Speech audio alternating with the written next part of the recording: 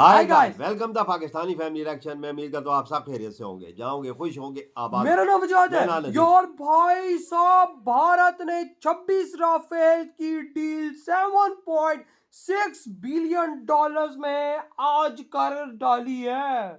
क्या बोल रहे हो? 26 राफेल की हो गई 26 राफेल। ये इंडिया बहुत दिनों से इस पे वर्क कर रहा था यार। ओए बहुत मुबारक हो हमारी तरफ से आपको, दिल की गहराइयों से मुबारक हो। भारत के एयरक्राफ्ट कैरियर पे भाई साहब राफेल M22 धाड़े गई। ये देखो ओए यार, होए होए 7.6।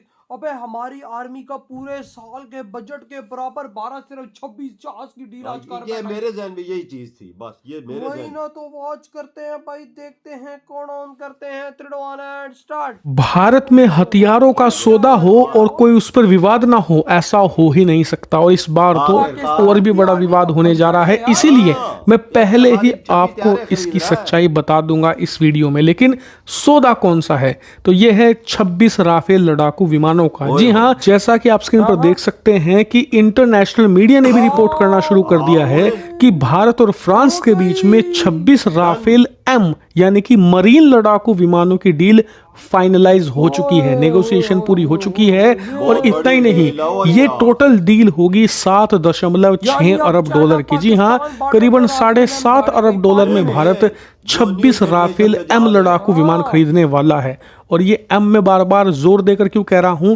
क्योंकि जो हमारी वायुसेना के पास 36 राफेल हैं, ये उससे डिफरेंट वाले राफेल हैं।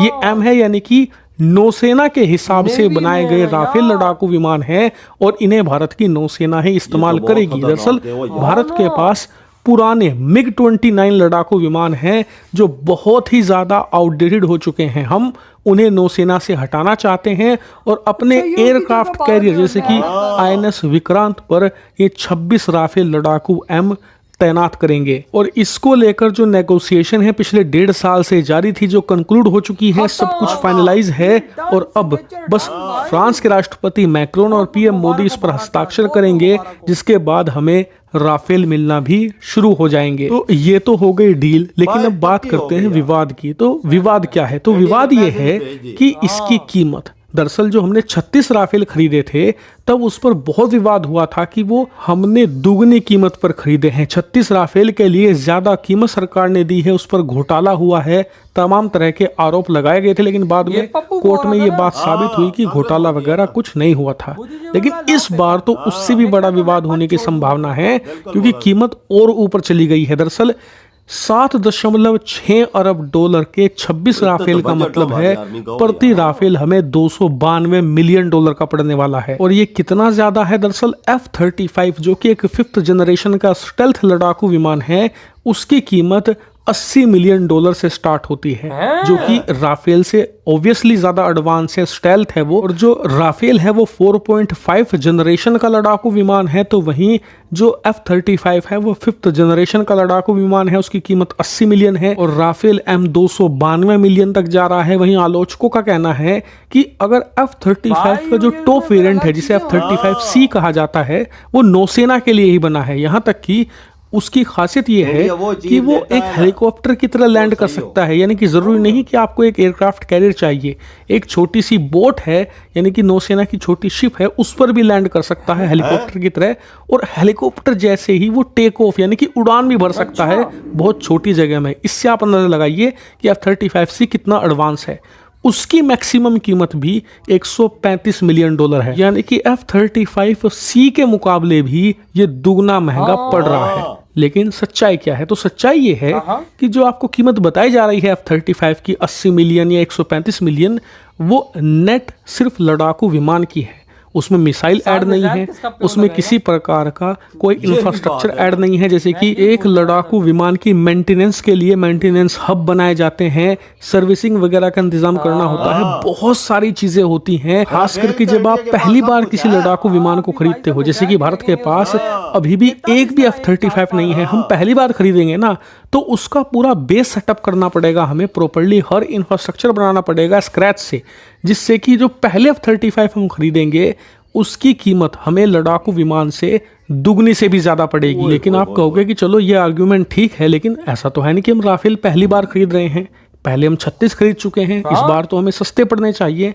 तो जवाब है नहीं, क्योंकि इस बार भी हम राफेल पहली बार खरीद रहे हैं। वो इसलिए क्योंकि जब हमने 36 खरीदे थे वो वायुसेना के लिए थे, ये नौसेना के लिए है। ये ऑल टुगेदर डिफरेंट लड़ाकू विमान ही मानकर चलिए।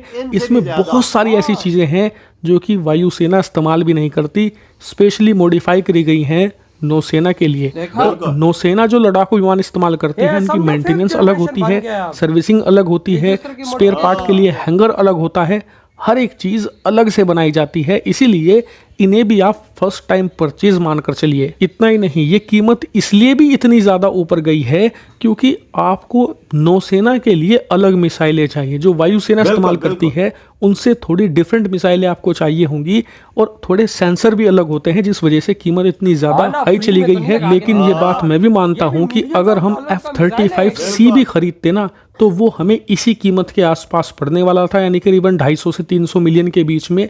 लेकिन हमने वो कंसिडर क्यों नहीं किया, इसका जवाब तो सिर्फ नौसेना दे सकती है। हो सकता है कि कुछ ऐसी चीजें हों जो राफेल दे सकता है लेकिन F-35 में नहीं हो, इस वजह से राफेल को कंसिडर किया गया हो, या फिर अमेरिका ने तब तक हमें ऑफर ही ना किया हो F-35 और हमें अर्जेंट में चाहिए।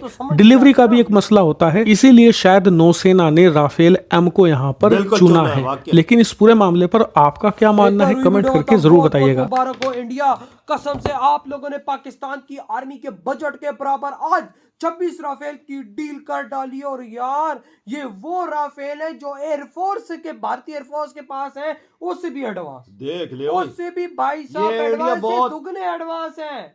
ये इंडिया बहुत जोर लगा रहा था, वजह कौन से ले और कौन 2 साल से ये डीले चल रही, आज फाइनल कर दिया सबको। वही ना, आज सिग्नेचर हो गया और अगले भाई साहब 2 से 3 सालों के अंदर अंदर भारत को ये सारे जहाज डिलीवर हो जाएंगे। और भाई MiG-29 की जगह ये ले लेंगे, MiG-21 आई थिंक उसकी जगह ये ले लेंगे। वो याद कितनी प्राउड की बात है, वजह आगे भी इंडिया के पास 36 है ना, और भाई अभी 26। मतलब आप खुद देखो कि भाई साहब तकरीबन भाई साहब 62 के आसपास बिल्कुल इतने हो जाएंगे। वजह इंडिया राफेल तब लेता है ना, क्यों ले रहा है कि नहीं, तजर्बा हर चीज का। आगे भी इंडिया के पास राफेल है। और भाई जब भारत की सेना में भाई साहब 62 राफेल होंगे तो सोचो चाइना पाकिस्तान की हवा लीक नहीं होगी तो क्या होगा। ये तो रडार में भी नहीं आता ही, ये जो इंडिया के पास पहले, ये तो रडार में भी नहीं आता। ये 62 जहाज कोई छोटी चीज नहीं है, बहुत चीजें भाई। हम पाकिस्तानी क्यों नहीं ये चीजें ले सकते, क्योंकि भाई साहब हमारी आर्मी का बजट ही सिर्फ 7-8 बिलियन डॉलर है। जो उन्होंने तैयार 26 ले लिए खाली, तो हमारी आर्मी का बजट है इतना, अंदाजा लगा ले उनके पास इंडिया के पास कितना पैसा। भाई साहब ये तकरीबन एक जहाज 300 मिलियन डॉलर के आसपास पड़ा है, जिसके अंदर भाई इसमें वो मिसाइल फिट करके देंगे, डिफरेंट सेंसर लगाएंगे, डिफरेंट चीजें लगाएंगे। और भाई इतने में भाई साहब अच्छा F-35 भी अमेरिका ने भारत को ऑफर किया, कहता है कि आप 26 राफेल ना लो, उल्टा वही 26 हमसे F-35 ले लो इसी प्राइस में। बिल्कुल। लेकिन भाइयों एक बात तुम लोगों को बता दूं, अमेरिका इतना बड़ा हरामखोर देश है ना, इतना बड़ा हरामखोर देश है ना, कि अगर जरा से भी आप लोगों से ऊंची आवाज में बात की ना, उसने भाई साहब तुम्हें पार्ट्स देना बंद कर देने, ये तो बात तुम्हें मेंटेन करना, तुम्हारे फाइटर जेट को बंद कर देना, उसने बैन ठोक देना है। बिल्कुल। वो भाई अमेरिका तुम्हें लगाता ना चाह रहा था नीचे, लेकिन मोदी जी ने उसकी गर्दन पे पांव मारा और भाई राफेल ले लिए। देख ले, मोदी जी ने वो फैसला करते जो दिल में हो भाई, वो किसी के दबाव में नहीं आते। उन अमेरिका ने बहुत दबाव डाला कि ले ले, वो तभी आया था एयर शो में ना, एमए आया था। भारत ने उसको हटाया, हटो। भारत कहता अमेरिका के नीचे नहीं लगना भाई। हमने राफेल, और राफेल आपको क्या लगता है कि राफेल जो ये M है ये भाई F-35 की टक्कर नहीं देता होगा?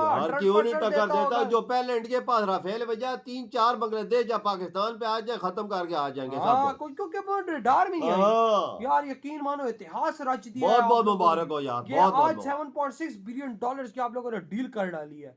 इधर वीडियो तुम कर दो।